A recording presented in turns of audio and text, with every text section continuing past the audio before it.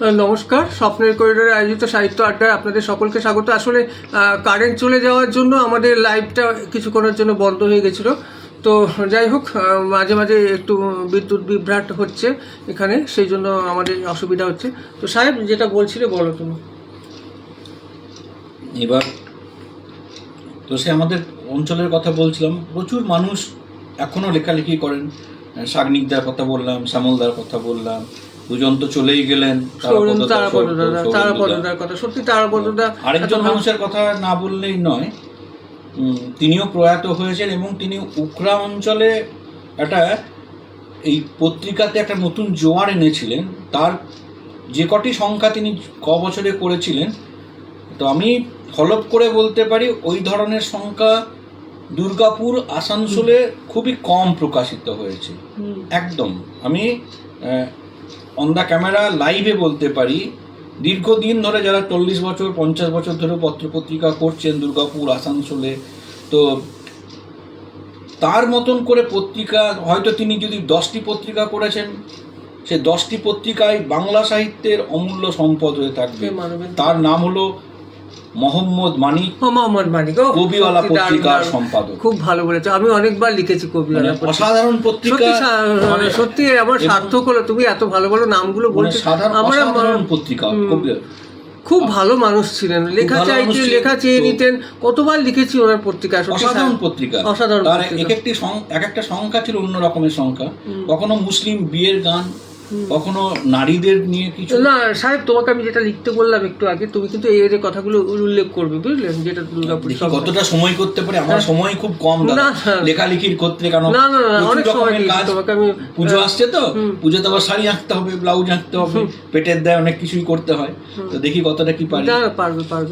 আচ্ছা বলো, মোহাম্মদ মানিকের কথা। মোহাম্মদ মানিকের আরো কিছু মানুষের নাম না করলেই পারছি না, বারবার চলে আসতে ইচ্ছে করছে। না না, বলো। একজন ছিলেন কুমুদকান্তি রায়। আচ্ছা, কুমুদকান্তি রায় উখরায়, আজ থেকে প্রায় 40 বছর আগে তিনি উখরা দর্পণ নামে একটি কাগজ করতেন এবং সেই সময়ের নীলোৎপল, সেই সময়ের দেবাশিস ভট্টাচার্য, আরও বিখ্যাত যে কয়েকজন, হরগতি চক্রবর্তী দুর্গাপুরের, তো তারা তখন অসাধারণ কলম লিখতেন। সেই অঞ্চলের খনি অঞ্চলের যে দুর্বৃত্তায়ন, খনি অঞ্চলের যে অসামাজিক কাজকর্ম, তার বিরুদ্ধে এবং সত্য ঘটনাকে সামনে নিয়ে আসার একটা দুঃসাহসিক কাজ করেছিল ওই উখরা দর্পণ পত্রিকায়। কারণ আমাদের একটা কথাই আছে যে মদ, মেয়ে, জুয়ারি, তিন নিয়ে কলিয়ারি। আচ্ছা, তোমাকে আমি এই প্রশ্নটাও রাখলাম। আমাকে সকালবেলা বিমানদা ফোন করেছিল পুনে থেকে, বলছিল যে তুমি সাহেবকে ফোন করবে, কলিয়ারি অঞ্চলে যারা কলিয়ারি নিয়ে গল্প লিখেছেন, শোখনি ইয়ে নিয়ে, তাদের কথা জিজ্ঞেস করবে যে কারা কারা লিখেছে এরকম। তার মধ্যে তো উনি তো বিমানদা লিখেছেন, তো কৃতদাস, মানব চক্রবর্তী লিখেছেন, আর প্রফুল্ল সিংহ তো লিখেছেন, নিশ্চয়ই তুমি জানো। তবে একটা ব্যাপার আমি দেখেছি, যেটুকু পড়াশোনা করেছি, যা করেছি, যে কলিয়ারির নিয়ে লেখা পরে বলছি আমি, তার কি নামগুলো ভুলে যাব। যেমন এই কুমুদকান্তি রায়ের আমি উখরা দর্পণ বললাম। মোহাম্মদ মানিক কবিওয়ালার আগে তিনি যখন তার গ্রামে থাকতেন, ওই আমাদেরই অঞ্চলে লাউদর ওইদিকে কৈলাসপুর, আমদহি বলে একটি জায়গায়, তিনি মোহবঙ্গ নামে একটি পত্রিকা করতেন। আবার যদি ফিরে চলে আসি উখরাতে মিহিরদা এবং আমাদের নবকুমার, শিবপদ ভান্ডারী, তারাও প্রায় 40 বছর একটি, মানে মিহিরদা পরে সরে যায়, এখনও নবকুমার কন্টিনিউ করছেন অর্ণব নামের একটি পত্রিকা। মাঝে হরকুমার চট্টোপাধ্যায়, তিনি কালীকিঙ্কর সাহিত্য আড্ডার একটি সাহিত্য আড্ডা করেছিলেন, পত্রিকা প্রকাশ করেছেন, তিনিও খুব অসাধারণ সংখ্যা প্রকাশ করেছেন। তিনি আবার একটা, এই প্রসঙ্গে বলে রাখি যে আমাদের অঞ্চলে বেশ কিছু অসাধারণ ব্যক্তিত্ব ছিলেন, তাদের মধ্যে অন্যতম হচ্ছেন কালীকিঙ্কর সেনগুপ্ত। কালীকিঙ্কর সেনগুপ্তর একটি বই তৎকালীন ব্রিটিশ সরকার বাজেয়াপ্ত করেছিল, তার মন্দিরের চাবি নামে একটি কাব্যগ্রন্থ। সেই কালীকিঙ্কর সেনগুপ্ত ছিলেন যে ইন্ডিয়ান মেডিকেল অ্যাসোসিয়েশনের প্রতিষ্ঠাতা সভাপতি। তো উখরায় জন্ম, উখরা কলকাতা বেড়ে ওঠা এবং তার কাজকর্ম উখরা কলকাতা কেন্দ্রিক, কিন্তু তার যে লেখালেখি, বাংলা সাহিত্যে একটা অসাধারণ জায়গা, যে তার লেখা সেই সময় তৎকালীন ব্রিটিশ সরকার মন্দিরের চাবিকাঠি বইটি বাজেয়াপ্ত করেছেন, তাহলে একটা ঐতিহাসিক দিক। আবার এটাও শোনা যে বাংলা সাহিত্যের অন্যতম রসস্রষ্টা ত্রৈলোক্যনাথ মুখোপাধ্যায়, তিনিও উখড়া কুঞ্জবিহার ইনস্টিটিউশনে কিছুদিন হলো শিক্ষকতা করেছেন। তো আবার যদি একটু দূরে চলে যায়, আমার গ্রামের পাশেও দুজন মানুষ ছিলেন, তারা দিকপাল মানুষ। একজন ছিলেন সত্যকিঙ্কর বন্দ্যোপাধ্যায়, যিনি উখড়া কেবি ইনস্টিটিউশনে সংস্কৃতির পণ্ডিত ছিলেন। পরে তিনি ভাস্করানন্দ সরস্বতী নামে নিজের দ্বিতীয় অধ্যায় কাটান এবং সেখানে বেশ কয়েকটি সংস্কৃত সাহিত্যের, বৈষ্ণবীয় সাহিত্যের অসাধারণ বই লিখে যান, যেগুলি বৈষ্ণব সাহিত্যের আকর গ্রন্থ হয়ে গেছে। আবার কোন্দা গ্রামেরই, আমার পাশের গ্রাম কোন্দা গ্রামেরই শ্রদ্ধেয় গল্পকার অসীম কুমার মুখোপাধ্যায় লিখেছেন ফাগু মাস্টার বলে একটি উপন্যাস লিখেছেন। সেই ফাগু মাস্টারের বাড়ি, যিনি ছিলেন কৃষ্ণযাত্রার সঙ্গে একটা অঙ্গাঙ্গিভাবে যুক্ত, তার বাড়িও কোন্দা। অর্থাৎ আমাদের যে পুরো অঞ্চল, পাণ্ডবেশ্বর উখড়া সন্নিহিত অঞ্চলে সাহিত্যের কিন্তু একটা চর্চা দীর্ঘদিন ধরেই আছে। হয়তো সেটা কখনো ধারাবাহিক হয়েছে এবং কখনো বিচ্ছিন্ন হয়েছে, তবে মানুষজন ওই মদ, মেয়ে, জুয়ারির পাশে রেখেও কিছু মানুষ কাজ করেছেন এবং অসাধারণ কাজ করেছেন। আশা করি ভবিষ্যৎ প্রজন্মেরও কিছু মানুষ সে নিয়ে কাজ করবে। অনেক অনেক মানুষের কথা উঠে এলো, অনেক অজানা মানুষের কথা বললেন। তো বড়, এবার তোমার একটা লেখা শুনি, কবিতা বা কিছু একটা পাঠ করো, গল্প।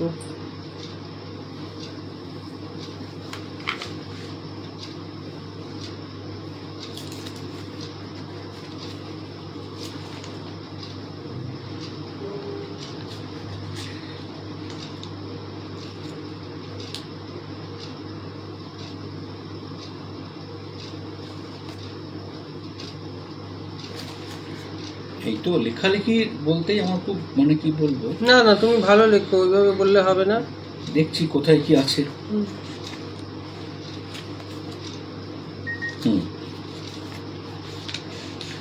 আমার লেখালেখি কিন্তু সব রকমের। আমি প্রেমের কবিতা লিখি,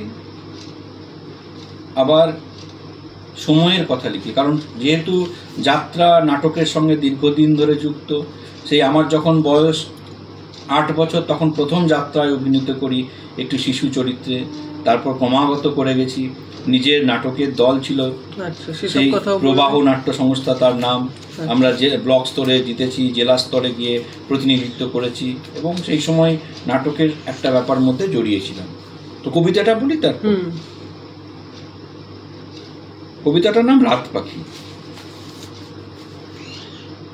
তর্জনীতে ছুঁয়ে থাকা নীল রং মেখে তুমি উড়ে এসে বসবে মিনারের চূড়োয়। ততক্ষণে নিচে শুরু হয়ে যাবে নির্বোধের আনন্দ উল্লাস। ধার বাকির হিসেব করতে করতে নরপশুদের একটা লম্বা মিছিল আলপথ ধরে হেঁটে যাবে দিগন্তের দিকে। সন্ধ্যার নরম আলোর গভীরে বারুদের অক্ষরে কেউ কেউ লিখে যাবে উন্নয়নের ইতিহাস।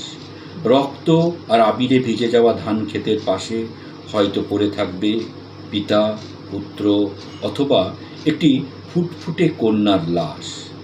মিনার থেকে নেমে আসবে তুমি, বিজয় মালাটিকে ছুঁড়ে দিয়ে তুমিও সামিল হবে শোকে ও তোমার নিজস্ব উৎসবে। রাত গভীর হলে নকল পোশাকটি খুলে ছড়িয়ে দেবে শকুনের মতো একজোড়া বিশাল ডানা, যে ডানার সবকটি পালকের নিচে ঘুমিয়ে আছে আমাদের মৃত্যু পরোয়ানা। অসাধারণ, অসাধারণ। নমস্কার, স্বপ্নের করিডোরে আয়োজিত সাহিত্য আড্ডায় আপনাদের সকলকে স্বাগত। আমাদের সঙ্গে রয়েছেন শ্যামা পত্রিকার সম্পাদক এবং বিশিষ্ট চিত্রশিল্পী, কবি, সাহিত্যিক সাহেব চট্টোপাধ্যায়। তো আমরা তার মুখ থেকে অনেক কিছু শুনলাম, আরও শুনবো অনেক কথা। বিশেষ করে ওই কলিয়ারি অঞ্চলে প্রচুর বহু বিশিষ্টজনের কথা ও বললো, আরও বলবে। তো বলো, তুমি যাত্রার কথা কিছু বলছিলে।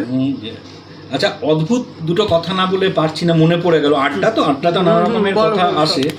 তো যেহেতু আমি সঞ্চালনা করি, সঞ্চালনার সঙ্গে দীর্ঘদিন ধরে যুক্ত আছি, আমি আবার সঞ্চালনা সব রকমের সঞ্চালনা করি, সাহিত্য সভার সঞ্চালনা করতে পারি, আবার ফুটবল মাঠে ধারাভাষ্য দিতে পারি, ক্রিকেট মাঠে করতে পারি, রাজনৈতিক দলের হয়ে আচ্ছা, সঞ্চালনা ইদানিং করতে সাহেব তোমাকে আমি একটা প্রশ্ন করি যে ইদানিং ছেলেমেয়েরা কি মানে খেলাধুলো থেকে একটু বিমুখ? আমাদের সময় দেখতাম যে মাঠে মাঠে ক্রিকেট ম্যাচ হতো, টাউনশিপের কথা আমি বলছি, তোমাদের এলাকার বলছি না, তো এখানে কিন্তু আর দেখা যায় না সেরকম ভাবে। দায়ী আমরাই, পড়াশোনার জন্য এই জন্য তো দায়ী আমরাই, এই জন্য দায়ী এবং হাতে হাতে মোবাইল, বাচ্চা ছেলেমেয়েরা ছোটবেলা থেকে ঘাড় গুঁজে মোবাইল দেখছে, এগুলো সত্যি খুবই একটা তাদের শৈশবগুলো নষ্ট হচ্ছে যেন।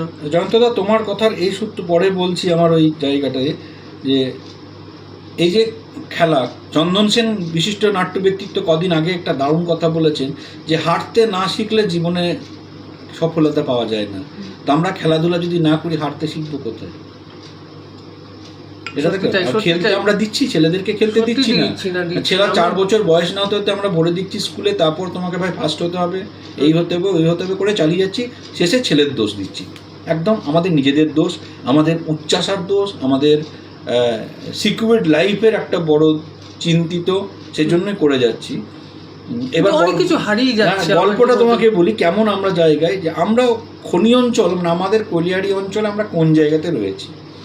তো সঞ্চালনার সূত্রে একটা কলিয়ারি, একদম কলিয়ারির সামনেই তার কলিয়ারি পিঠ, তার নিচে ওখানকার কিছু হিন্দি ভাষী ছেলে, বাংলা ভাষা ছেলে মিলে একটা রবীন্দ্র নজরুল সন্ধ্যার আয়োজন করেছিল বছর 10 আগে। তো আমাকে বলেছিল যে সাহেবদা, তোমাকে সঞ্চালনাগুলো করে দিতে হবে, এখানে তো উৎসাহিত যাতে মানুষ হয় সেজন্য আমরা চাইছি যে অন্তত যেন এই মানুষ অনেক উৎসাহিত বোধ করে। তো যাই হোক, তো অনুষ্ঠান শুরু হয়েছে। এবার তারা একটা দারুণ করে গেট তৈরি করেছেন, একদিকে নজরুলের ছবি দেওয়া আছে, একদিকে রবীন্দ্রনাথের ছবি দেওয়া আছে, মঞ্চতেও ফ্লেক্সের পেছনে রবীন্দ্রনাথের ছব আছে। এবার সকাল থেকে অনুষ্ঠান, সেই অনুষ্ঠানে ইসিএলের সিএমডি এসেছেন, ইসিএলের ডিটি এসেছেন, বড় অনুষ্ঠান, বিরাট বড় অনুষ্ঠান।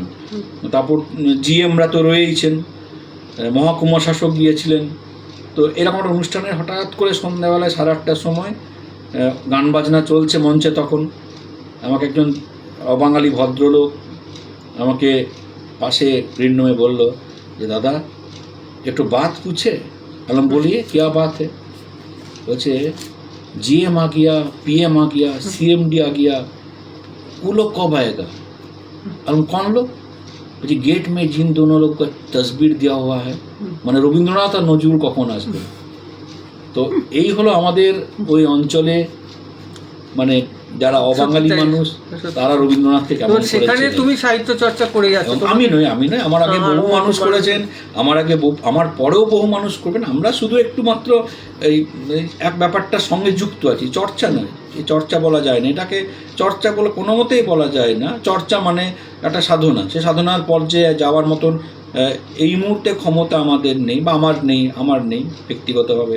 কারণ জীবন ও জীবিকার প্রয়োজনে বায়োমেট্রিক করে ঢুকতে হয়, আবার বায়োমেট্রিক করে বেরোতে হয়, সকাল থেকে সন্ধ্যে পর্যন্ত ডিউটি, ক্লান্ত হয়ে যাওয়ার পর নিজের কিছু ছবি আঁকা থাকে, ফরমাইশি কিছু ছবি আঁকার কাজ থাকে, এর মাঝে প্রচুর মাঠে ঘাটে সঞ্চালনা করতে হয়, কারণ সেখান থেকে টাকা রোজগার হয়। তো সেই নিয়ে মিলিয়ে সাধনাটা হচ্ছে না, একদম সাধনা হচ্ছে না। তার মাঝে যতটুকু লেখালেখি পারছি করছি আর কি, চর্চা এর মাঝে ধারক বাহক কিছু নয়, একদম বলো না। তার মধ্যে সেটা তো অনেকটা কাজ করছো। আচ্ছা, তোমার পত্রিকা নিয়ে শুনবো, পত্রিকার কথা বলো, সম্পাদনা কবে থেকে শুরু করলে এবং কিভাবে মাথায় এলো সেটা বলো। এবারে সংখ্যাটা একটু দেখাও একটু, এই যে শ্যামা পত্রিকা, এবারে শিশুদের নিয়ে করেছিলেন। তো এবারে সংখ্যাটা 16 বছরের পেরিয়েছে, 16তম বর্ষ হলো। আচ্ছা, আজ থেকে 16 বছর আগে হঠাৎ করে আমার আর আমার যিনি সহ সম্পাদক রয়েছেন পত্রিকা, আমি একবার বলে নিই, লাকি দেখছেন, সৌম্য দেখছেন, লাকি ধন্যবাদ লাকি, সৌম্য বলে লিখেছেন খুব ভালো কবিতা, দেবাশিস দা দেখছেন। অ্যাকচুয়ালি আমাদের লাইভটা একটু আগে শুরু হয়েছিল, আবার কেটে গেছিলো মাঝখানে, বিদ্যুৎ বিভ্রাটের জন্য কারেন্ট চলে গেছিলো, তো মাঝখানে কেটে আবার নতুন করে আবার শুরু করলাম।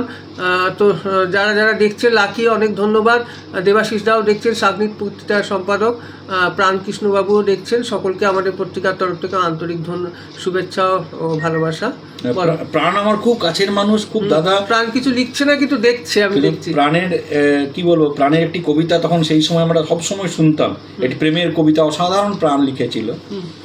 তো এবার পত্রিকার কথায় 16 বছর আগে আমাদের দু একটি ছেলে আমাদেরকে বলে যে দাদা, সব জায়গা থেকে তো পুজো টুজোতে বেরোয়, তা আমাদের গ্রাম থেকে কিছু বেরোবে না, আমাদের পাড়া থেকে একদম পত্রিকা বার করবি? যে দেখো কিছুই তো জানি না পত্রিকা সম্পর্কে, তুমি যুক্ত রয়েছে, তুমি করো, খরচ টরচ আমাদের যা হোক আমরা করে নেবো। তো জাস্ট তো সহ সম্পাদক আমি আরও 3-4 জন মিলে শুরু করেছিলাম। আমাদের প্রথম উদ্দেশ্য ছিল যে গ্রামের আশেপাশের গ্রামে অনেক কিংবদন্তি রয়েছে, মন্দির টন্দির থেকে শুরু করে নানা রকমের কিংবদন্তি গল্প, সেইগুলোকে পত্রিকায় আমরা প্রকাশ করব। তো শুরুটাও করেছিলাম প্রথম বছর আমাদের গ্রামের একটি পত্রিকা, আমাদের একটা মন্দির আছে, সেই মন্দিরের ইতিবৃত্ত নিয়ে শুরু করেছিলাম। তারপর বেশ কয়েক বছর আমাদের গ্রাম, পাশের গ্রাম, তার পার্শ্ববর্তী গ্রামেরও নিয়ে কিছু কাজ হয়েছিল। কিন্তু যেটা পরবর্তীকালে দেখেছি যে কিছু কিছু কথা সত্যি থাকলেও সেই সমস্ত লেখাগুলোর বেশিরভাগটাই মানে গাল গল্পে এবং কল্পনা এবং লোকশ্রুতিতে ভরা। সেজন্য আমরা দেখলাম যে না, এটা ইতিহাস হতে পারে না। তো ইতিহাস এইরকম হয় না, ইতিহাসটাকে সত্য ইতিহাস করতে হয়। তাহলে ওই অর্ধসত্য ইতিহাস ছাপার অক্ষরে বেরোবে আমরা চাইনি। তো সেজন্যই আমরা সেখান থেকে সরে এসে তারপর নিজেদের মতন করে ছড়া, গল্প, কবিতা এরকম নানা বিষয় ধরে করেছি। কোনোবারেই কোনো রকমের কোনো ওই কি বলবো বিশেষ সংখ্যা করিনি। এবার মনে হলো যে 15 বছর পার করার পর যে আচ্ছা, ছোটদের পত্রিকা তো আমাদের অঞ্চলে খুব কম হয়, তো আমরা এবার পত্রিকাটা করব, বড়রা ছোটদের নিয়ে লিখবে তা নয়, ছোটরা ছোটদের মতন করে লিখবে। মানে এই পত্রিকাটিতে এবারের পত্রিকা, এবারের সংখ্যায় উৎসব সংখ্যাতে বড় মানুষের লেখা একটি আছে, তাও একটি শেষের গল্প। বাদবাকি যে কটি লেখা রয়েছে তারা সবাই পড়াশোনা করে, একদম ক্লাস 10 অবধি পড়াশোনা করে।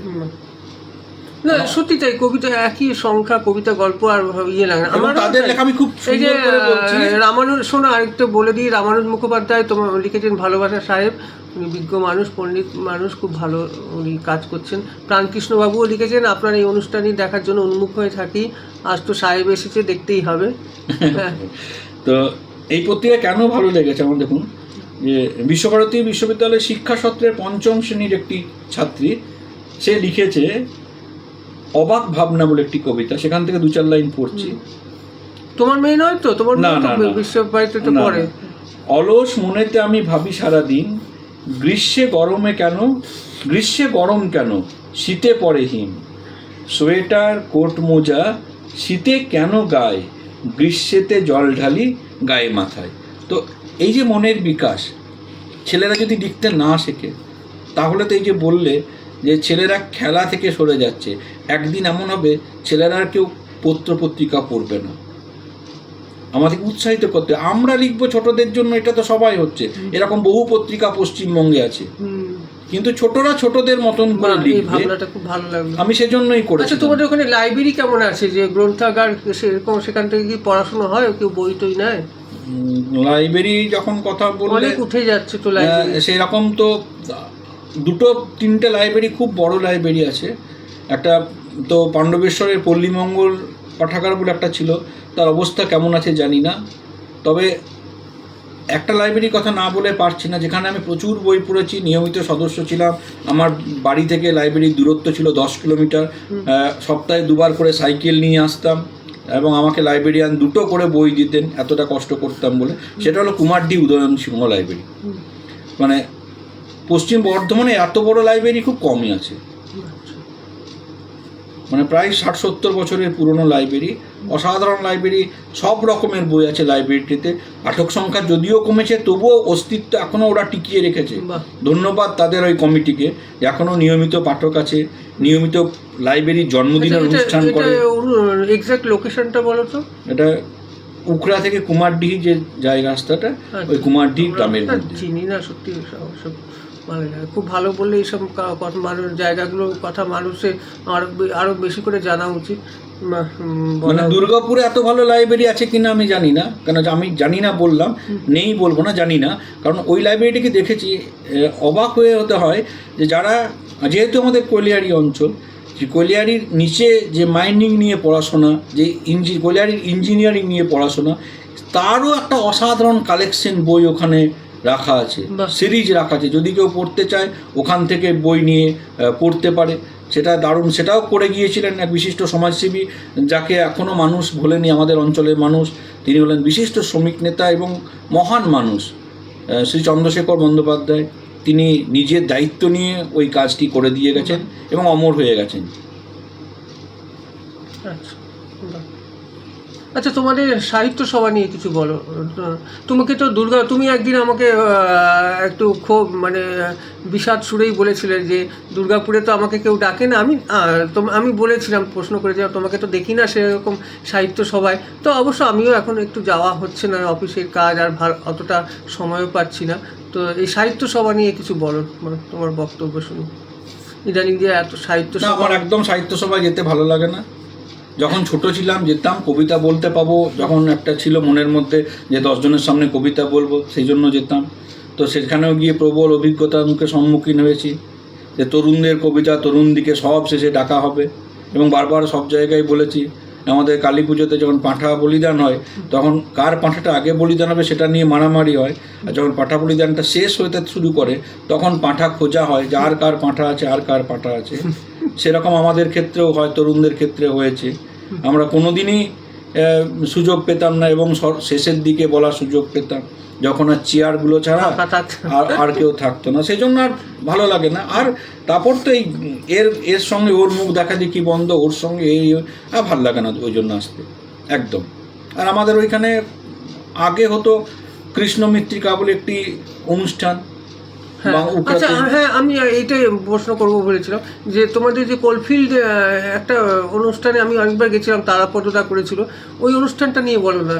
এই যে খুব বড় অনুষ্ঠান, সুবোধ সরকার এসেছিলেন, আন্তর্জাতিক কবিতা উৎসব ছিল।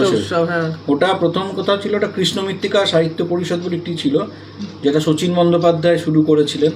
পরবর্তী ক্ষেত্রে তিনি উখড়া ছেড়ে চলে যান, তখন কুমুদকান্তি রায় আর সুমিত বন্দ্যোপাধ্যায়, বিশেষ করে সুমিত বন্দ্যোপাধ্যায়ের নাম উল্লেখ করব, তিনি আর্থিক দিয়ে সাপোর্ট করে সেই জায়গাটা একটা শুরু করেছিল। তো এবং চিন্তাভাবনা ছিল তাদের যে এই পত্রিকাটিকে, মানে এই অনুষ্ঠানটিকে একটা অসাধারণ লেভেলে নিয়ে যাবে, খুব সিরিয়াস অনুষ্ঠান করার ইচ্ছা ছিল। যা তারাপদদার মারা যাওয়া আরও অনেক কিছু কারণ, সব মিলিয়ে অনুষ্ঠানটা বন্ধ হয়ে গেল। আবার দেখি যদি হয়। আমি ছিলাম সেই অনুষ্ঠানের একটা মানে দায়িত্বে ছিলাম, কিছু ওই কাঠবিড়ালির মতো দায়িত্ব ছিলাম। তুমি আমাকে ইনভাইট করেছিলে, আমার মনে আছে, বারবার করে যেতে বলেছিলে। তো সাহেব, এবারে তোমার আরেকটি লেখা শুনবো, তারপর তোমার কিছু যাত্রার কথার সংলাপ শুনবো। লেখা। হ্যাঁ, নমস্কার। স্বপ্নের করিডোরে আয়োজিত সাহিত্য আড্ডায় আপনাদের সকলকে স্বাগত।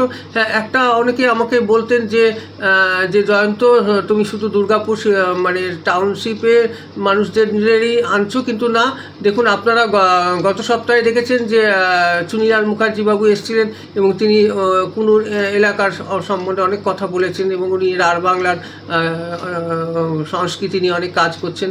আজকেও আমাদের সঙ্গে রয়েছেন সাহেব ভাই, এসছেন এবং অনেক কথা বললেন। আমাদের যেহেতু লাইভটা কারেন্ট চলে যাওয়ার জন্য, বিদ্যুৎ বিভ্রাটের জন্য লাইভটা একটু কাট হয়ে গেছিলো। আগের লাইভটাতে উনি সাহেব অনেক কথা বলেছে।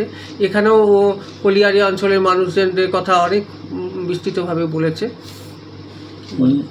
কবিতা যখন বলতে বললে, আমরা তো একটা দুঃসময়ের মধ্যে দিয়ে এক সময় পেরিয়েছিলাম, সেটা হলো করোনা মহামারী। তখন হাতে কোনো কাজ ছিল না, কাজে যাওয়ার উপায় ছিল না, চাল ডালের টান ছিল। তো সেই সময় একটা আমি কবিতা এবং ছবি, নিজের কবিতা, নিজের ছবি অন্যের কবিতা দিয়ে একটা 21 দিনের যে প্রথম লকডাউন ছিল, সেই একটা সিরিজ করেছিলাম আমি। ছবি সাদা কালো ছবি ছিল প্রত্যেকটাতে, এবং তাতে আমার নিজের কবিতা থাকতো, কিংবা অন্যের কোনো কবিতা অন্যের কোনো লেখা দিয়ে করেছিলাম। তো সেই সময় একটা কবিতা লিখেছিলাম আমি, যে 21 দিনের 20 নম্বর ছবি। কবিতাটা হলো, রোবোটিক পোশাকটিকে খুলে একবার নগ্ন হয়ে দাঁড়াও পূর্ণিমার চাঁদবার নিচে, ভালো করে চেয়ে দেখো প্রেমের গভীর বিপ্লব কিংবা বিপ্লবের গভীরে প্রেম অপেক্ষা করছে দুটো শালুক ফুলের জন্য। বাহ, অসাধারণ। আবার ওখানে আমি একটা কবিতা লিখেছিলাম, লকডাউন ও আত্মহত্যা। আত্মহত্যা করাটা এখন অভ্যাসের মাঝে সাটিয়ে নিয়েছি তীব্র বিদ্বেষে কিংবা ভালোবেসে। প্রথমবারের জন্য আত্মহত্যা করেছিলাম কালবৈশাখীর দুরন্ত বিকেলে। দ্বিতীয়বার আত্মহত্যা করার সময় চারপাশে জমে উঠেছিল সঙ্গীতের ঐক্যতান। তৃতীয়বার এমনি এমনি। তারপর থেকে সুযোগ পেলেই ঝপাং করে কেটে ফেলি বুদ্ধি শুদ্ধি ঠাসা আস্ত মাথাটিকে। বেশ কিছুদিন রক্তক্ষরণ, মহানন্দে হেঁটে যাওয়া কবন্ধ গ্রহটির কক্ষপথে। আবর্তন শেষে কাটা মুন্ডগুলো জোড়া লেগে যায় আপনা আপনি। তখনই মগজের কোষে কোষে জেগে ওঠে তীব্র ঘৃণা, বিদ্বেষ, ভালোবাসা। আর আমিও স্বাভাবিক হয়ে দাঁড়িয়ে পড়ি রেল লাইনের ওপরে। আস্তে আস্তে দূরে মিলিয়ে যাবে ক্লান্ত মালগাড়িটি। প্ল্যাটফর্ম জুড়ে তখন শুধু ভোকাট্টা চিৎকার এবং অযুত নপুংসুদের তীব্র চিৎকার। বাহ, অসাধারণ অসাধারণ। পড়ো পড়ো পড়ো, আরও পড়ো। খুব সুন্দর কবিতা পাঠ হচ্ছে। ওই মহুয়া পত্রিকা থেকে লিখছেন, শাহরুখবাবুকে আন্তরিক শ্রদ্ধা ও নমস্কার জানাই। অনেক খুব সুন্দর অনুষ্ঠান হচ্ছে, অনেকেই দেখছেন। সকলে যারা দেখছেন আপনারাও কিছু প্রশ্ন করতে পারেন। এই যে মাঝে মাঝে আমার এই চারপাশের ঘটনা দেখে খুব অসহায় মনে হয়। যদি মনে হয় আমার কাছে কোনো ক্ষমতা থাকতো তাহলে আমি কিছু করতাম, কিন্তু সে সম্ভব নয়। সেটা হতেও পারে না। আমি তুমি এই বললে এইটা, আমি আমার আরেকটু তোমাকে আরেকটু প্রশ্ন রইল, এটা আমি সবাইকেই করি। কোথাও কি মানুষের একটা নৈতিক অধঃপতন হচ্ছে বা হয়েছে? এই যে পেপার খুললে বা সমাজ মাধ্যমে যেসব আমরা দেখছি, খুন খারাপি, এ ওকে মারছে, গালাগালি দিচ্ছে, কোথাও একটা নীতিগত শিক্ষা এবং কোথাও ছেলেমেয়েরা আত্মহত্যা করছে, একটা যেন নৈতিক অধঃপতন আমরা দেখতে পাচ্ছি। এবং এটা না বললেই নয়, রাজনৈতিক দিক দিয়েও অনেকটা আমরা দেখছি যে শিক্ষকদের অবস্থা, যারা রাস্তায় নেমেছেন, একটা চারিদিকে একটা কেমন একটা অবস্থা। তো এই সম্বন্ধে তোমার কি বক্তব্য? এই সম্পর্কে বলার মতন যোগ্যতা আমার তৈরি হয়নি। না, তুমি এড়িয়ে যাচ্ছ। না, এড়িয়ে যাওয়ার নয়, আমি কি বলবো, এত মানুষ রয়েছেন, প্রত্যেকেই কি বলবো, নিজের জায়গা থেকে নিজের মতন করে যদি প্রতিবাদ করতেন তাহলে ব্যাপারটা এরকম একটা জায়গাতে হতো না। আর প্রথম কথা, আমার এক বন্ধু খুব সুন্দর বলেছে, আমি তো তা বলিনি একটা কথা, আমার একটা বন্ধু খুব ভালো কথা বলে। সে বলে যে আমরা প্রত্যেকেই স্বার্থপর, যখন যেখানে যা সুযোগ পাই সুযোগ কাজে লাগাতে অভ্যস্ত হয়ে পড়ি। ধরো যদি পাড়াতে একটা বিয়ে বাড়ির ভোজ হচ্ছে এবং তোমাকে যদি মাংস পরিবেশনের দায়িত্ব দেওয়া হয়, আমরা দেখেছি অটোমেটিক্যালি সে তার নিজের ছেলেকে বা নিজের ভাইকে, নিজের ভাইপোকে 2 পিস মাংস দেওয়ার কথা থাকলে হয় ভালো 2 পিস মাংস দেবে কিংবা 3টে পিস দিয়ে দেবে। তো এই ক্ষুদ্র ক্ষুদ্র স্বার্থ, এরকম অজস্র স্বার্থপরতার যে বুননে আমরা নিজেদেরকে অনবরত বেঁধে চলেছি। না স্যার, আমার একটা প্রশ্ন তোমাকে, আমাকে অনেকেই এখন ফেসবুকে লিখছে যে আপনারা অনুষ্ঠান করছেন, প্রতিবাদ করছেন, কিন্তু দেখো আরজি করের ঘটনা নিয়ে আমি পত্রিকা বার করেছি, প্রথম পশ্চিমবঙ্গে আমরা পত্রিকা বার করেছি, এত আন্দোলন করেছি, কিন্তু কিছু কি এফেক্ট হয়েছে? কিছু এফেক্ট হয় বলে আমার এটা ব্যক্তিগত মতামত, হচ্ছে বলে আমার মনে হচ্ছে না। এবং যতক্ষণ না সচেতনভাবে রাস্তায় নেমে প্রতিবাদ করা যায় বা সেইভাবে কি কবিতা লিখে কি সমাজ বদলানো সম্ভব এখনকার দিনে?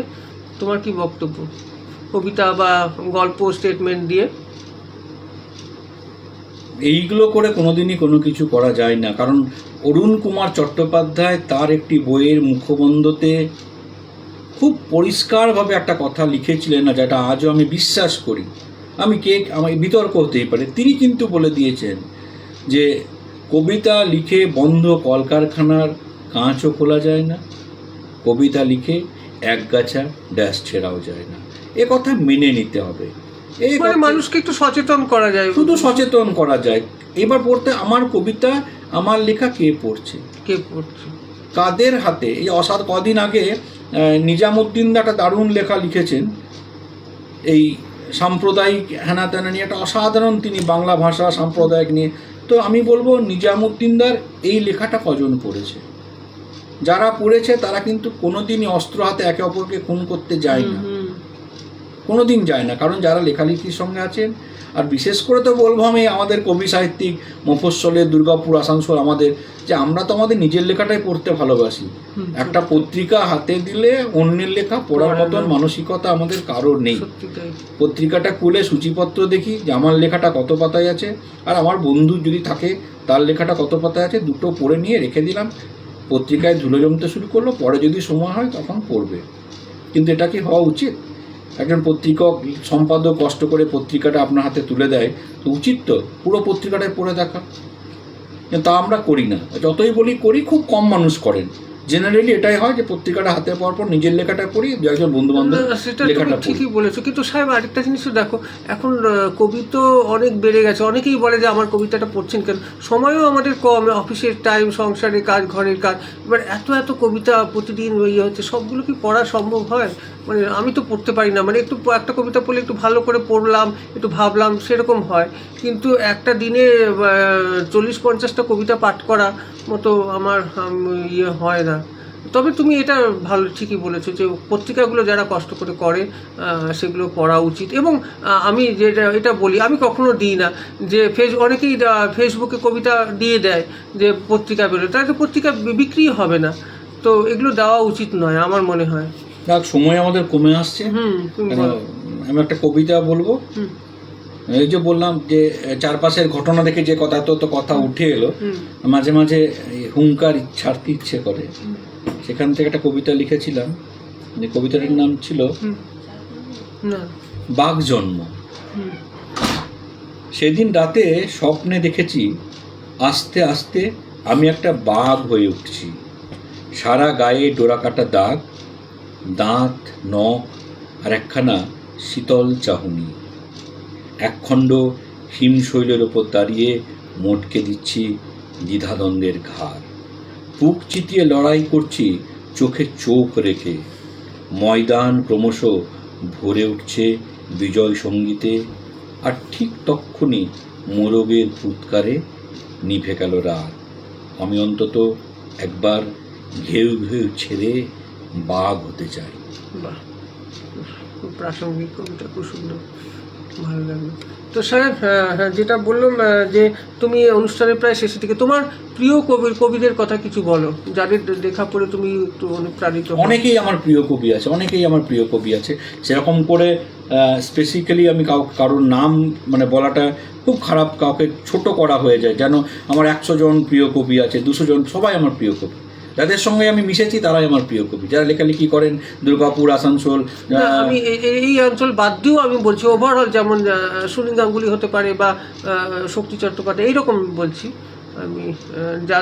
ওই রকম করে সবার কবিতায় আমি বলেছি, সঞ্চালনার জন্য, আবৃত্তি করার জন্য, ওইগুলো ওইরকম করে আমার প্রিয় বলে কেউ নেই, এরকম করে প্রিয় নেই।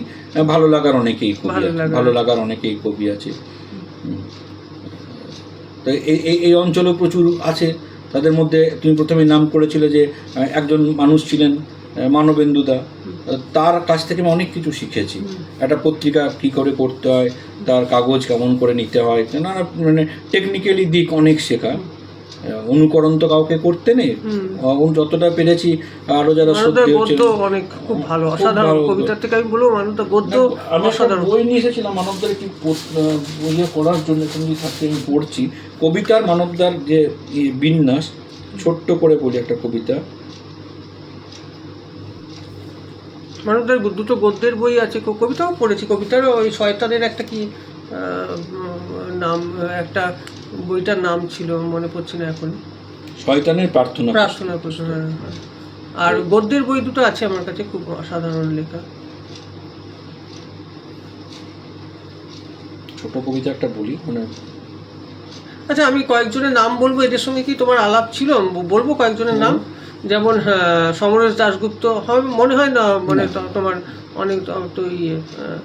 এছাড়া মানব চক্রবর্তী দেখেছিলাম মাঝে দুবার অনুষ্ঠানে দেখা হয়েছিল, মানে ব্যক্তিগত ইয়ে ছিল না। নন্দদুলাল আচার্য, ডক্টর আব্দুল সামাদের সঙ্গে ছিল, রামদুলাল বাবুর সঙ্গে, রামদুলাল বাসু, অরুণ বাবুর সঙ্গে ছিলেন কিছুদিন, মানবদাস সূত্রে ধরেই করা।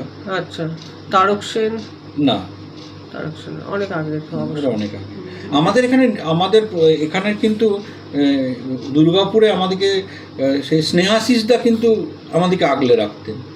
স্নেহাশিস মুখোপাধ্যায় সত্যি সত্যি দুর্গাপুরে সাহিত্য করতে যখন এসেছি শ্যামলদাদের সঙ্গে, মানে শ্যামলদার পেছন ধরে বা কারোর মানে সঙ্গে গাড়িতে চেপে বা সাইকেলে করেও এসেছি, তখন কিন্তু যার নামটা না নিলে খুব অন্যায় হয়ে যেত, সে হলো স্নেহাশিসদা।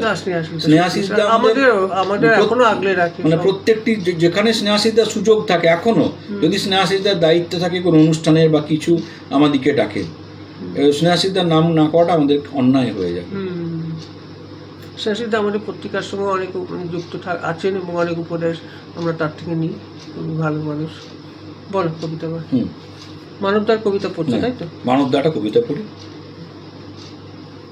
যে বন্য প্রাণীরা জনপদে নেমে আসে, নখে আর দাঁতে হিংস্র অন্ধকার। আমরা কজন বিপন্ন ভীরুতায় নিজেকে বাঁচাতে তৎপর হয়ে উঠি। বন্য প্রাণীরা অরণ্যে গেল ফিরে, নিশিত নখরে জ্যোৎস্নার শবদেহ। আমরা কজন ফেটে পড়ি উল্লাসে, শিখণ্ডীদের আহত যুদ্ধ জয়। তো বাস্তবের যে লেখা অন্য আঙ্গিকে লিখতেন। তো মানবদা আমার অত্যন্ত প্রিয়। আরও রয়েছেন মনিদা, রয়েছেন আমার খুব কাছের মানুষ, আরও অনেকেই রয়েছে, নাম আমি করতে চাইছি। তুমি দেবাশিস বন্দ্যোপাধ্যায় বলে চেনেন? ওনার সঙ্গে আমার ফেসবুকে আছেন। তো ওনার একটা বই আমার কাছে কোনোভাবে হাতে এসেছিল, অসাধারণ লেখা, এই মানবদার মতনই লেখা। দেব আশিস আলাদা করে, হ্যাঁ, একবার অনেক আগে চিন্তা অনুষ্ঠানে দেখা হয়েছিল। আসানসোলে থাকেন দেব আশিস, খুব ভালো লিখেন। কি বলেছেন? তো জানতোদা সময় আছে। যাই হোক, আমরা অনেকটা শেষের দিকে চলে এসেছি। তুমি একটা কিছু নতুন প্রজন্মের লেখকদের উদ্দেশ্যে একটা বার্তা দেবো। অনুষ্ঠান প্রায় শেষের দিকে। নমস্কার, আপনারা যারা যারা দেখছেন, সতীশ বিশ্বাস মহাশয়ও দেখছেন, মহুয়া পত্রিকা থেকে দেখছেন, অনেকেই দেখছেন। যারা আমাদের আজকে সঙ্গে ছিলেন, সকলকে আমাদের পত্রিকাটার থেকে আন্তরিক শ্রদ্ধা ও ভালোবাসা। সাহেব অনেক দূর থেকে এসছে, ও বেশিক্ষণ সময়, অনেক কাজও আছে। তো যাই হোক, অনেক কিছু আলোচনা হলো। তো ভবিষ্যতে আবার কখনো ডেকে নেবো সাহেবকে। সাহেব, তুমি কিছু একটা বার্তা দিয়ে যাও নতুন করে। বার্তা দেওয়ার আগে দুটো বলে নিই যে অনেক কিছু বলার ছিল, অনেক কিছু বলা হলো না, আবার পরে হয়তো সুযোগ পাবো। কেন, একটা সামান্য সময়ের মধ্যে আমার অঞ্চলকে ধরাটা খুব অসম্ভব। কারণ আমাদের গ্রামগুলো তো বললাম, বিন্যাসটা যে কলিয়ারির পাশে গ্রাম, সেই কলিয়ারিকে ঘিরে আবার কোয়ার্টার, যে কোয়ার্টারগুলোর অসাধারণ বৈচিত্র্যে একটা সাইডে থাকতো, আমার মনে পড়ে যে বিলাসপুরের লোকরা, একটা সাইড ধরে থাকতো শুধু উড়িয়ার লোকরা, আর একটা সাইড ধরে থাকতো মুঙ্গেরের লোকরা, এরকম করে করে ভাগ করে কোয়ার্টারগুলো তৈরি মানে থাকা হতো। সেই রকম একটা জায়গা জুড়ে মানে থেকে আমাদের মানুষ হওয়া, তাদের ছেলেদের সঙ্গে আমাদের ওঠা বসা, খেলাধুলা, তারপরেও আমরা আমাদের বাংলাটাকে বাঁচিয়ে রাখতে পেরেছিলাম এবং বাংলাটাকে বাঁচিয়ে রেখেছি আমরা। যদিও বর্তমানে আসানসোল শিল্পাঞ্চল আর শিল্পাঞ্চল নয়, খৈনি শিল্পাঞ্চলে পরিণত হয়েছে। ছোট থেকে বড় সবাই এখন ওই পশ্চিমী দেশের লোকদের মতন খৈনি রগড়াতে শিখে গেছি, বাংলা ভাষাকে বিসর্জন দিতে শিখেছি। তবু বললো, চেষ্টা করলে সব কিছুই সম্ভব হয়। যেভাবে অ্যামেচার যাত্রার কথা বলেছিলাম, যখন আমি 8 বছর বয়স অ্যামেচার যাত্রা করা শুরু হয়েছিল। আমাদের গ্রামের যাত্রার বয়স 175 বছর অ্যামেচার যাত্রা। তো সেই যাত্রা যদি আমরা বাঁচিয়ে রাখতে পারি, তাহলে আমরা কেন পারবো না বাংলা ভাষার এই অঞ্চলের হিন্দি আগ্রাসন, ইংরেজি আগ্রাসনকে দূরে রেখেও বাংলা সাহিত্যকে বাঁচিয়ে রাখতে। তো আমি শেষ করব একটা যাত্রা ডায়লগ দিয়ে। অনেকেই হয়তো যাত্রা ভালোবাসেন, এই স্বপ্নের করিডোরে হয়তো একটা নতুন আজকের যারা ছিলেন তারা জানতে পারবেন। তো একটি যাত্রা, সেই যাত্রায় আমি একটি খলনায়কের চরিত্রে অভিনয় করেছিলাম। তো খলনায়কের চরিত্রে অভিনয় করতে গিয়ে যে ঘটনা নিয়ে দেশ উত্তাল হয়, আরজিকর উত্তাল হয়েছে, দামিনী উত্তাল হয়েছে, সেই রকমই একটি যাত্রা তো সমাজের দর্পণ। তো সেখানেও একজন রাজনীতি নেতা একটি মেয়েকে ধর্ষণ করবে, তার যে প্রাক মুহূর্তটা তৈরি হচ্ছে এরকম করে। তোমাকে প্রকাশ করি। এসো এসো সুন্দরী, কাছে এসো। ভয় পাচ্ছ কেন? কি হবে আর ভয় পেয়ে? ঘরের দরজাগুলো তো বন্ধ। চিৎকার করে কে তোমাকে বাঁচাবে সুন্দরী? কাছে এসো, দেরি করো না, কারণ তুমি তো জানো আমি রামায়ণের রাম নই, আমি রামায়ণের রাবণ। আমি যা চাই তা পাই। এসো সুন্দরী এসো, তোমার সরম ধরম যৌবন সব কিছু আমি কিনে নিয়েছি আমার টাকা দিয়ে। তোমাকে কেউ কেউ কেউ বাঁচাতে পারবে না। তোমার এই নগ্ন শরীরের ওপর আমি 32 পাটির দাঁত দিয়ে দেবো আমার স্ফুরণ চিহ্ন, আমার কামনার আগুনে তোমাকে পুড়িয়ে ছারখার করে দেবো। তোমার সমস্ত শরীর ঘিরে এঁকে দেবো আমি বর্বরতার, নৃশংসতার, আদিমতার কোলাজ। তুমি যদি চিৎকার করো, তোমার মুখে আমি কাপড় গুঁজে আমি আমি আমি আমি আমি চিৎকার করে বলবো, নারী, তোমাকে আমি আমার পদতলে নিয়ে যা ইচ্ছে করব। ওই দেখো দূরের কাক কা কা করে ডাকছে, আমিও তোমার শরীরটার ওপর দাঁতের ওপর দাঁত চিপে। তো এই হলো আমাদের এই যাত্রা। অসাধারণ, খুব সুন্দর। আমাদের স্বপ্নের করিডোরে সাহিত্য আড্ডায় একটা নতুন মাত্রা পেল। সাহেবের এই যাত্রার একটা সংলাপ আমরা শুনতে পেলাম, খুব ভালো লাগলো। সাহেব, খুব ভালো থেকো, খুব এইভাবেই আরও সৃজনের কাজে মেতে থাকো। আজকের মতো সাহিত্য আড্ডা আমরা এখানেই শেষ করছি। সকলে খুব ভালো থাকবেন।